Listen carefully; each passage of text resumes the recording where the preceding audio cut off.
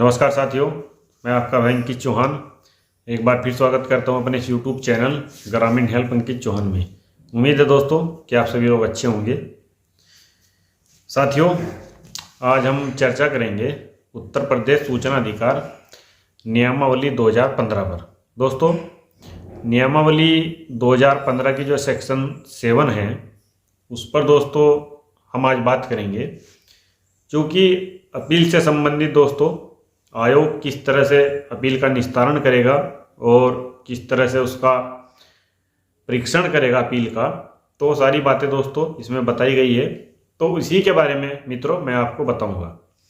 देखिए दोस्तों, मैं आपको बताऊं आरटीआई एक्ट 2005 में और जो उत्तर प्रदेश सूचना अधिकार नियमावली 2015 है, जो लोग भी दोस्तों आरटीआई एक्ट का प्रयोग करते हैं, आप किसी भी चाहे स्टेट से हो दोस्तों, एक्ट तो पूरे देश में एक ही है, राइट टू इन्फॉर्मेशन एक्ट 2005।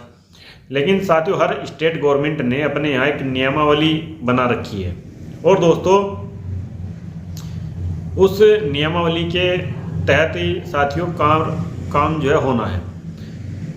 जैसे दोस्तों इसमें थोड़ा सा फर्क क्या है, जो थोड़ा सा डिफरेंस है वो मैं आपको बता देता हूँ। देखिए क्या है कि जो उत्तर प्रदेश में जो ये नियमावली है दोस्तों, इसमें आप जब भी कोई आरटीआई आवेदन करते हो आरटीआई एक्ट के तहत, यानी कि आरटीआई एक्ट की धारा सेक्शन 7(1) के तहत जब भी आप कोई किसी कार्यालय में आवेदन करते हो, तो दोस्तों आप उसमें जो प्रश्न पूछोगे, यानी कि आप जो सवाल पूछोगे, वो उन शब्दों की संख्या आपके पत्र में 500 शब्द से दोस्तों अधिक नहीं होनी चाहिए। ऐसी जो व्यवस्था है ये हमारे यहाँ उत्तर प्रदेश में जो नियमावली है इसमें बनाई गई है। और इसमें दोस्तों इस बात को लिखा गया है कि सूचना ऐसी होनी चाहिए जो मतलब अत्यधिक ना हो दोस्तों। आप मतलब एक पूरी आपने कहानी लिख डाली, वो नहीं होना चाहिए। हाँ, सीधे तौर पर दोस्तों आपको कोई सवाल पूछना है या फिर कोई प्रतिलिपि चाहिए या फिर कोई रजिस्टर कागज चाहिए, कुछ भी चाहिए, आप सीधा डायरेक्ट लिखिए कि साहब मुझे फला पेज की फला जो है रजिस्टर की प्रतिलिपि ये चाहिए, बात खत्म। मतलब 500 शब्द से दोस्तों कमी होने चाहिए। तो इस तरह की जो दोस्तों व्यवस्था है आरटीआई एक्ट में की गई है। दूसरा दोस्तों, जैसे 3 प्रतियों में आप अपनी अपील प्रेषित करें, ऐसी व्यवस्था दोस्तों एक्ट में तो नहीं है लेकिन जो नियमावली है इसमें की गई है। तो इसी तरह से साथियों हमारे जैसे बगल में उत्तराखंड हो गया, उत्तराखंड की नियमावली भी है। फिर बगल में दोस्तों आपके हिमाचल हो गया, हिमाचल की भी जो है आपकी नियमावली है। तो कहीं भी दोस्त आप जाएंगे केंद्र सरकार के, आप जो देखेंगे CIC में, तो वहाँ भी मेरे ख्याल से नियमावली है। और दोस्तों अदर स्टेट में आप जाएंगे, कहीं भी जाइए आप दोस्तों, गोवा में चले जाइए, तमिलनाडु में चले जाइए, जहाँ भी आप जाएंगे तो अदर स्टेट ने जो है अपनी एक नियमावली बना रखी है दोस्तों। इसीलिए जो मित्र भी आरटीआई एक्ट के तहत दोस्तों कोई सूचना मांगते हैं, तो उनके लिए दोस्तों पहली बेसिक बात यह है कि वो थोड़ा सा आरटीआई एक्ट का दोस्तों अवलोकन करे, उसको थोड़ा उसकी बेसिक जानकारी रखे, और जो साथ ही साथ आपके स्टेट की नियमावली है उसको भी दोस्तों आप थोड़ा पढ़े और थोड़ा समझे कि उसमें अपील से संबंधित क्या प्रावधान बताए गए हैं, क्या उसमें क्राइटेरिया निर्धारित कर रखा है। दोस्तों जब आप एक्ट को और अपील नियमावली की थोड़ी बेसिक जानकारी दोस्तों रखेंगे, तो मैं समझता हूं मित्रों कि जब भी आप कोई सूचना मांगोगे भविष्य में, तो दोस्तों आपको ज़्यादा उसमें दिक्कत या परेशानी नहीं होगी। क्योंकि साथियों यदि मान लीजिए आप सपोज कीजिए कि आपको एक्ट की जानकारी है और दोस्तों फिर आपको नियमावली की नहीं है, तो वहाँ दोस्तों देखिए स्टेट इन्फॉर्मेशन कमीशन में क्या होता है। अब आज का जो दौर है दोस्तों वो ऐसा नहीं है कि आप मतलब स्टेट इन्फॉर्मेशन कमीशन आपकी बात सुन ही रहा है। वहाँ दोस्तों अगर आपने थोड़ी सी चूक की, आपकी जरा सी चूक उन्होंने कहीं देखी कि ध्यान नहीं दे रहा है, तो दोस्तों आपका मामला वहीं ख़त्म।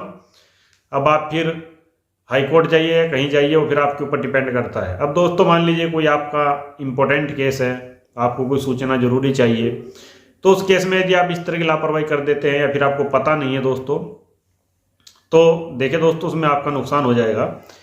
तो इसीलिए दोस्तों एक्ट की और इस नियमावली की बेसिक जानकारी आपको होनी चाहिए जो लोग उत्तर प्रदेश से हैं।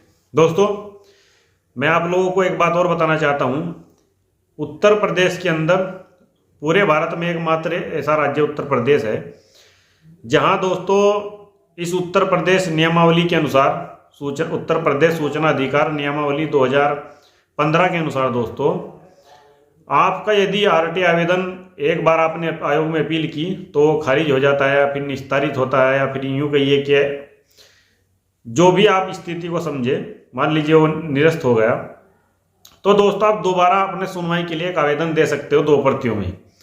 ये व्यवस्था दोस्तों इस उत्तर प्रदेश सूचना अधिकार नियमावली 2015 में की गई है। नियम 12 के तहत आप दोबारा एप्लीकेशन दे सकते हो, तो आपकी दोस्तों दोबारा सुनवाई हो जाएगी। ये केवल Uttar Pradesh state information commission की मैं आपको दोस्तों बात बता रहा हूँ। दोस्तों अदर राज्यों में मुझे नहीं लगता पूरे देश में इस तरह की कोई व्यवस्था है, लेकिन ये व्यवस्था दोस्तों उत्तर प्रदेश में है।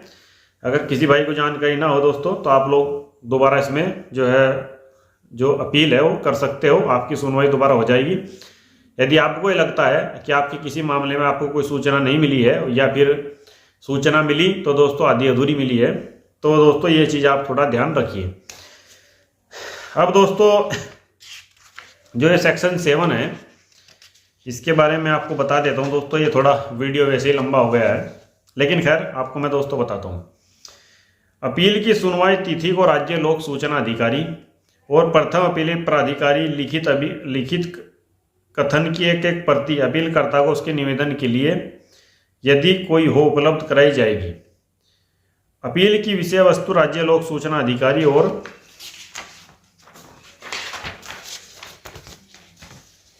प्रथम अपील प्राधिकारी के लिखित कथनों और सुनवाई के समय पक्षकारों द्वारा किए निवेदन पर विचार करने के पश्चात आयोग यदि उसका समाधान हो जाता है कि अपील पर विचार करने के लिए युक्त आधार है, उसके संबंध में अग्रहस्त्र सुनवाई के लिए एक तिथि निश्चित कर सकता है।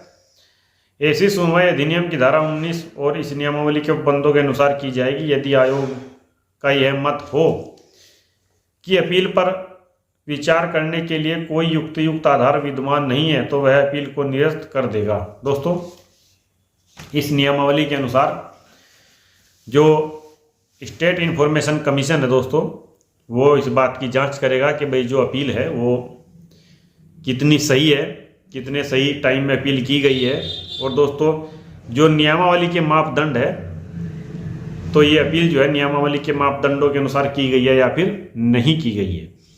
इस चीज़ को दोस्तों आयोग नोट करेगा, और नोट करने के बाद आयोग यदि इस बात से संतुष्ट हो जाता है कि हाँ जो सेकंड अपील है वो आवेदनकर्ता ने बिल्कुल नियमों को ध्यान में रखते हुए की है, तो दोस्तों आयोग उस पर जो है तिथि निर्धारित करेगा, और तिथि निर्धारित करने के उपरांत दोनों पक्षों को नोटिस जारी करेगा और दोनों पक्षों की बात सुनी जाएगी, और दोस्तों उसके बाद ही जो भी निर्णय होगा वो किया जाएगा। तो साथियों ये जो सेक्शन 7 है इसमें ये बताया गया है। दूसरा दोस्तों जो जन सूचना अधिकारी होते हैं उनको भी ये निर्देश दिया गया है कि भाई आप यदि कोई सूचना दोगे या फिर आप स्टेट इंफॉर्मेशन कमीशन में मामला गया है तो आप जो जवाब आयोग में दोगे वही जवाब आप जो है आवेदनकर्ता को भी पहले ही दे दोगे। तो साथियों आज के लिए इतना ही। दोस्तों यदि वीडियो आप लोगों को अच्छा लगा हो तो आप वीडियो को शेयर कर दीजिए और चैनल को दोस्तों आप लोग सब्सक्राइब कीजिए। दोस्तों मैं हूं अंकित चौहान, यूट्यूब चैनल ग्रामीण हेल्प अंकित चौहान से। अपनी इस फंडामेंटल ड्यूटी आज हमने पालन किया। जल्दी मुलाकात होगी दूसरी वीडियो में। सॉरी दोस्तों मैंने कुछ गलत बोल दिया था। तो साथियों नमस्कार।